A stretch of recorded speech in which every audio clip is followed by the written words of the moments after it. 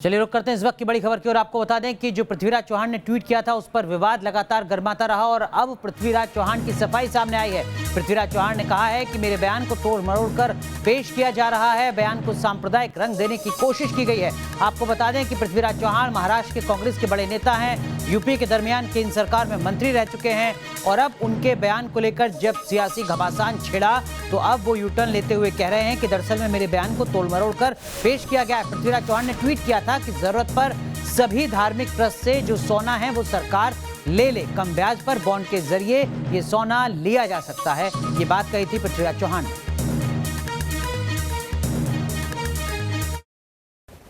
हमारे देश में बहुत सोना है निजी व्यक्तियों के पास और धार्मिक संस्थाओं के पास।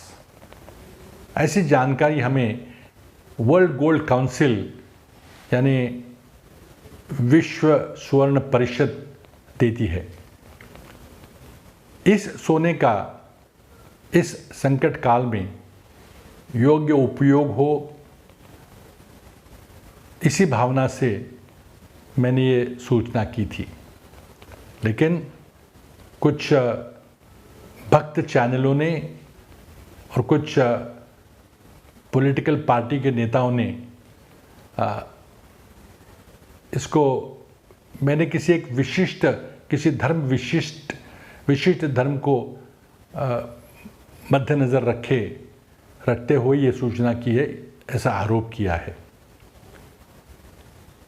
अब इसके बारे में मैं जो सही होगी कानूनी कार्रवाई करूंगा, लेकिन याद रहे कि अब तक 2 प्रधानमंत्रियों ने सोना इकट्ठा करने गोल्ड मोबिलाइजेशन की योजनाएं बनाई है और इत्तेफाक है कि दोनों भी भाजपा से संबंधित थे। चलिए अब आपको दिखाते हैं पृथ्वीराज चौहान का वो ट्वीट जिसमें उन्होंने कहा था कि देश में धार्मिक ट्रस्टों के पास $1 ट्रिलियन का सोना पड़ा हुआ है। सरकार को कोरोना संकट से निपटने के लिए इन ट्रस्टों से ये सोना कम ब्याज दर पर ले लेना चाहिए। सरकार को इस सोने का तुरंत इस्तेमाल करना चाहिए। इस आपातकालीन स्थिति में सोने को कम ब्याज दर पर सोने के बॉन्ड के माध्यम से उधार लिया जा सकता है। ये पृथ्वीराज चौहान का ट्वीट हम इस वक्त आपको दिखा रहे हैं, जिसके बाद ये पूरा सियासी घमासान शुरू हुआ।